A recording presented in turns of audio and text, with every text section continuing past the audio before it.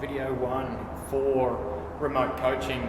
This video and this series of videos is going to be meant for anybody that's on a Fusion remote coaching membership with us. So what we're going to cover off today is we're going to cover off some very basic movements that I would like to clarify how I personally want you to do this as a Fusion client. I'm also going to cover off a brief warm-up that you will be able to do for the first couple of weeks as the intensity starts to pick up. With the programming, the intensity of our warm-up is going to pick up as well. So this one's a really quick warm-up, should only take you anywhere from about 5 to maximum 10 minutes. If you are super sore, take a little bit more time, add a couple of more reps in than what I'm going to say initially. Another 50% of reps or even a little bit more. With the movements that I'm going to go through, some movements, like lunges and things like that, I'm going to have that assumption that you know how to do those movements. If you don't, please hit me back when I send you through your program, just to make sure that you are squared away on how I would like you to do them.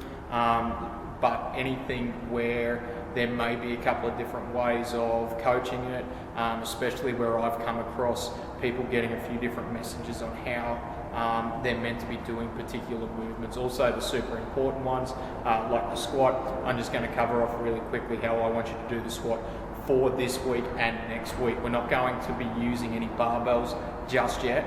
We're going to be using dumbbells, we're going to be using kettlebells, and for some of you, if you have access to them, you may be using things like dead balls, so medicine balls and things like that. So really all you'll need for probably this week is you'll need a set of dumbbells as heavy as you can handle without losing posture and position. So for some of you that's going to be extremely light.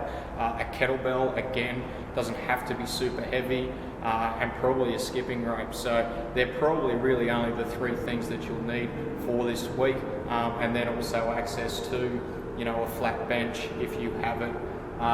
Some of you may get other things put into your programming depending on where you are training.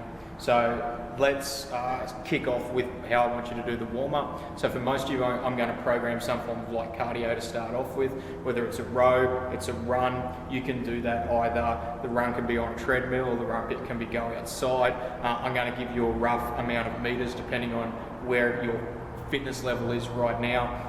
And we will grow it, we will add on to that, we will do it a bit more as we sort of get fitter and we move through the program. So we're going to start off with the run.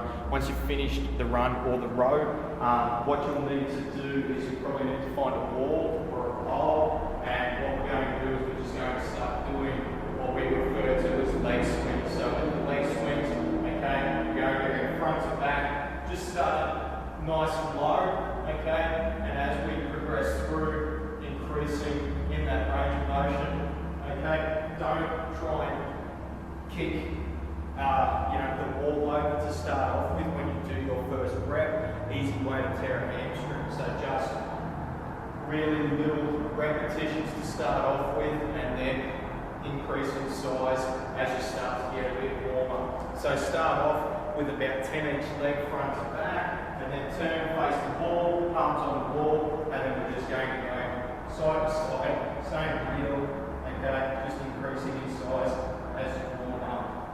Okay, again, 10 each side, 10 with our left, 10 with our right. Okay, once we've done that, okay, we're just going to do some arm circles. Everybody probably did these in high school in PE class. So all you're doing, you're just going over about 10 rotations forward, 10 rotations backwards. Okay, and the next one we're going to do, we're just going to slap our back, reaching across our chest. Okay, alternate arms. So if we go right arm over top, then left arm over top. Okay, from there, we're just going to go over, okay, same thing, okay, over our shoulders, slapping our back, again, about between 10 and 20 repetitions each time you do it. Okay, from there, we're going to do what we call a pretty basic Spider-Man walk. So with that Spider-Man walk, you're just going to jump down into the bottom push-up position, arms nice and flat on the ground, taking your foot, place it next to your hand. Okay, from there, we're going to keep that back knee up off the ground, push our hips down, keep our knee tracking over our foot, palms nice and flat on the ground. Hold that for about 10 to 15 seconds, get a nice stretch, and just take it over, drop to the ground. Again, hold it for 10 to 15 seconds. Look back, same thing, other side. Drop down. Okay. And then with that, rinse and repeat probably anywhere from 10 to 20 times depending on how sore you are that particular day. Once we've done that, the next movement we're going to do is what we call a walkout. So with our walkout, from a nice tall standing position, we're just going to reach down, place our palms on the ground. Now if you can, keep your legs nice and straight for this, please do it.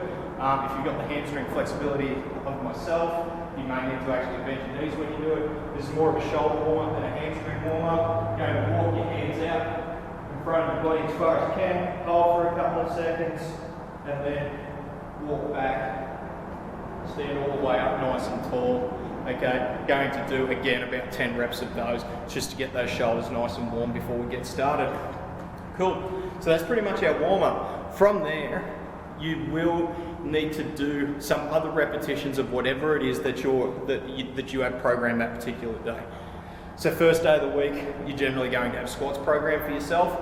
So with your squats, if you are doing back squats, as you will be later on in the program, not necessarily in these first couple of weeks, you will need to make sure that you do plenty of reps warming up to whatever weight it is that you're using. So if you're doing 5 sets of 5 at, let's say, 60 kilos, you should be doing probably a set of 10 air squats, okay? Empty set with the barbell, and then probably increasing in 10 or 5 kilo increments from there. So maybe a set of 30, set at 40, set at 50, set at 55, and then start your working sets at 60. So a really good rule of thumb for you to use is at a minimum, do half a dozen warm-up sets before you start onto your working set.